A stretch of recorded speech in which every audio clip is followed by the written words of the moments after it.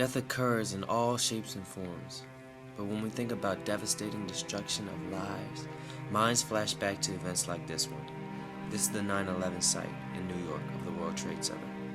This was a tragic event, and in no way, shape, or form can the event's weight ever be diminished. People's minds also think about wars and conflicts that are fought throughout the world, leading to numerous deaths. But there are other issues in the world that seem to get overlooked to a great extent. One of these things that do not get nearly enough attention is the effect of air pollution and how it devastates, infects, and kills people constantly every day all over the world. Air pollution is a combination of many problems that we have mostly created. Most of these problems come in two fashions: manufactured pollution and environmental pollution. There is the issue of big business and the sacrifice the environment has to make to give way to progress. And then there is environmental damage, such as the burning of forests for agriculture, which people participate in, also adding to the problem of air pollution. Because our livelihoods are so dependent upon burning things like fossil fuels, the smoky trail it leaves behind becomes a huge contributor to the pollution problem that we have encountered, not just here but all over the world. China just so happens to be the worst of the worst in terms of air pollution. 656,000 Chinese die from air pollution alone every year.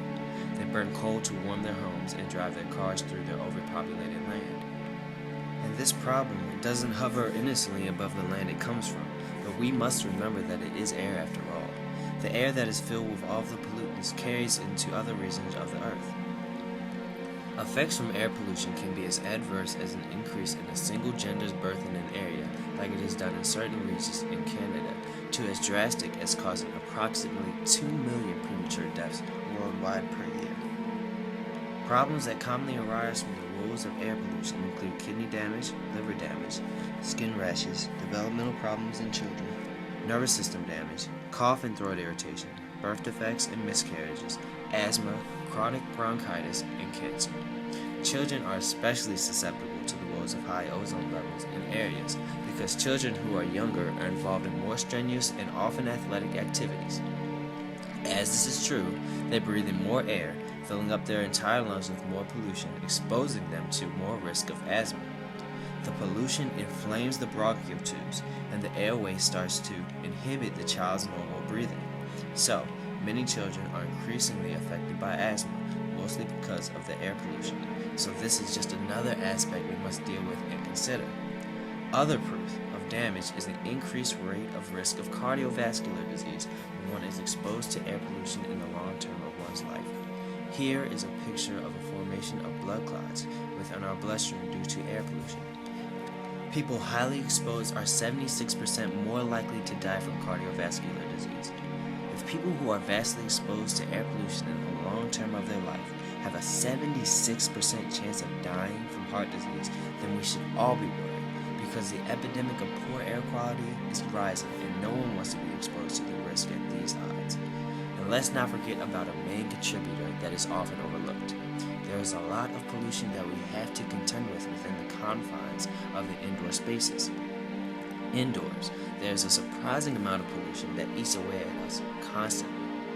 There are effects from smoking inside, asbestos insulation, heating, paint, gas range, foam padding, carpets, fumes from garages, and radon. These are just a selected few of the sources that indoor pollution comes from. And considering how much of our lives we spend inside, it is another big deal we're thinking about. Aside from the multitude of health problems that ensue, which has already been discussed, there is an issue of climate change that has steadily increasing awareness.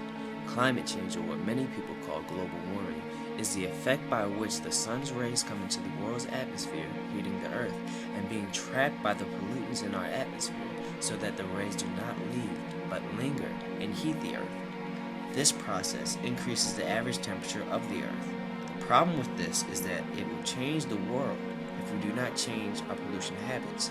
There are countless species of animals that will be put at risk, but besides the animals, there are countless human lives at risk.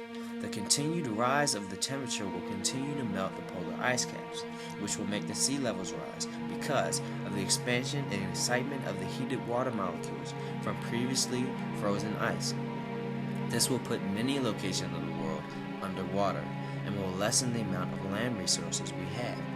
This will be detrimental to already overpopulated areas such as China, not to mention change of weather patterns that will soon ensue, as the increase of things like typhoons, hurricanes, and floods will conflict with the safety of people all over the earth.